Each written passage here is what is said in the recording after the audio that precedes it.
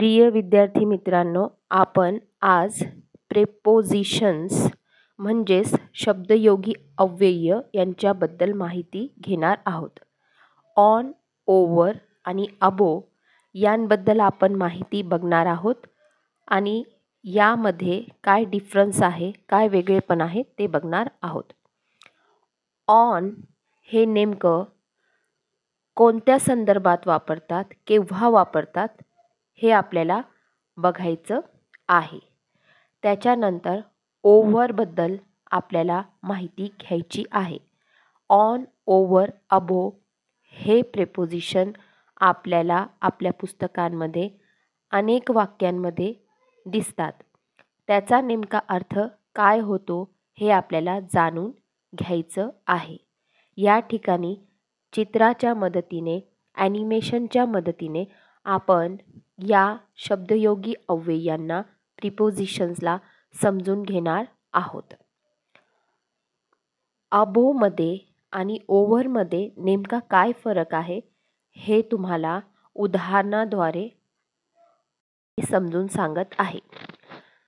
यामध्ये आपल्याला बघायचं आहे की ऑन, ओव्हर, अबो हे तीनही वर या अर्थाने आपल्या मराठीमध्ये वापरतात. उदाहरणार्थ, एक मांजर आहे, ती खुर्चीवर आहे.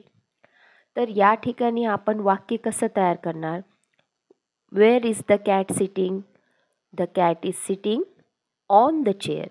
ती चेअरवर आहे, म्हणजे कॅटचा आणि चेअरचा स्पर्श झालेला आहे. या चित्रामध्ये आपण पाहू शकतो की कॅम्प्युटर जे आहे ते टेबलवर आहे आणि त्यांचा एकमेकांशी स्पर्श होत आहे. मग वेअर इज द कॉम्प्युटर या ठिकाणी आपण म्हणणार the computer is on the table, म्हणजे टेबलाच्या वर कॉम्प्युटर आहे, टचमध्ये आहे, स्पर्श झालेला आहे. जेव्हा स्पर्श होणार आहे तेव्हा आपण ON ऑन वापरणार आहोत. Where is the table lamp? The table lamp is on the table. आता ओव्हरबद्दल माहिती घेऊया. जेव्हा बॉक्स आणि बॉल यांचा स्पर्श होत नाही आहे तेव्हा ओव्हरचा अर्थ वर या अर्थाने येईल. आता या ठिकाणी एक झाड आहे, झाडावरून पक्षी जात आहे. अगदी झाडाच्या वर पक्षी असेल तर आपण म्हणणार over the tree. The bird is flying over the tree. हा डॉग आहे, हा फेन्स म्हणजे कुंपणाच्या वर जंप करत आहे, त्याला स्पर्श करत नाही आहे. Where is it jumping? It is jumping over the fences. या ठिकाणी आपल्याला हे लक्षात घ्यायचं आहे की ओव्हर हे डायनामिक गोष्टीसाठी वापरलं जातं, म्हणजे मूव्हमेंट पाहिजे, हालचाल पाहिजे. ज्या ॲक्शन व्हर्बला हालचाल आहे त्या ॲक्शन व्हर्बसोबत आपण ओव्हर हा शब्द वर या अर्थाने वापरणार आहोत. आता हे helicopter is flying over the house, म्हणजे इथे मूव्हमेंट आहे, गती आहे फ्लाइंग या ॲक्शन वर्बमध्ये, तेव्हा आपण ओव्हर हे प्रिपोजिशन वापरणार आहोत. हे या ठिकाणी लक्षात घ्यायचं आहे. आता आपण अबोबद्दल माहिती घेऊया. अबोचा अर्थ पण वरच होतो. बॉक्स आणि बॉल याच्यामध्ये स्पर्श होणार नाही आणि ती गोष्ट वर आहे, म्हणजे बॉल बॉक्सच्या वर आहे.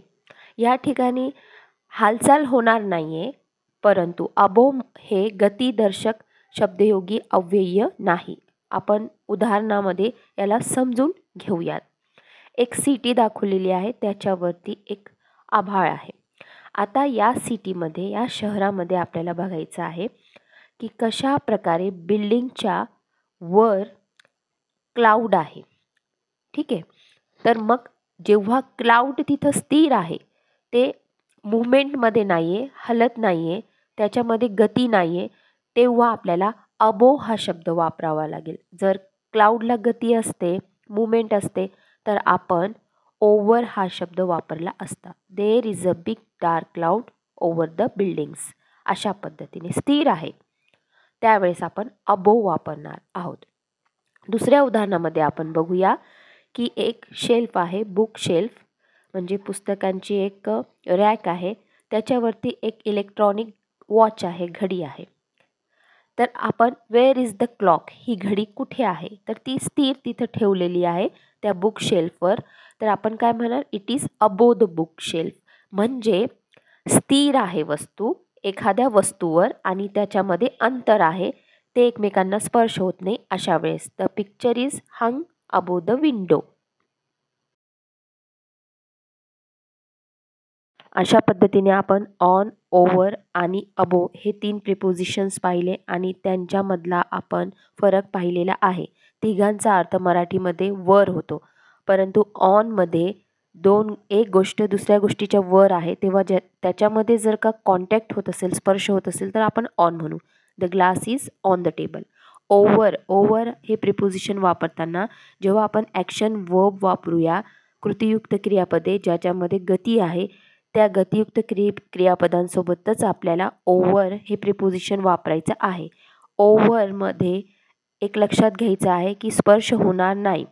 जसं helicopter is flying over the city अशा पद्धतीने. आणि अबोचा अर्थ पण च्यावर होतो, परंतु अबोमध्ये ती वस्तू स्थिर राहणार आहे, तिच्यामध्ये गती राहणार नाही. आपण सांगू शकतो की the fan is over head. जर का ते मूविंग असेल, जर का ते बंद असेल, गती नसेल, तर the fan is above head पण आपल्याला म्हणता येईल. The ceiling is above head अशा पद्धतीने. तर आपल्याला हा फरक समजून घ्यायचा आहे.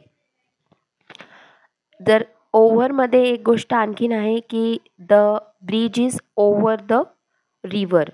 तर या ठिकाणी ओव्हर हा शब्द जेव्हा स्पर्श होत नाही आहे तेव्हा देखील वापरला जातो आणि जेव्हा गती आहे तेव्हा देखील वापरला जातो.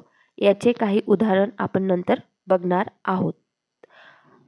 या व्हिडिओमध्ये सांगितलेल्या शब्दयोगी अव्ययांचा तुम्ही सराव करावा. काही अडचण असल्यास कॉमेंट बॉक्समध्ये कॉमेंट करावी. व्हिडिओ पाहिल्याबद्दल धन्यवाद.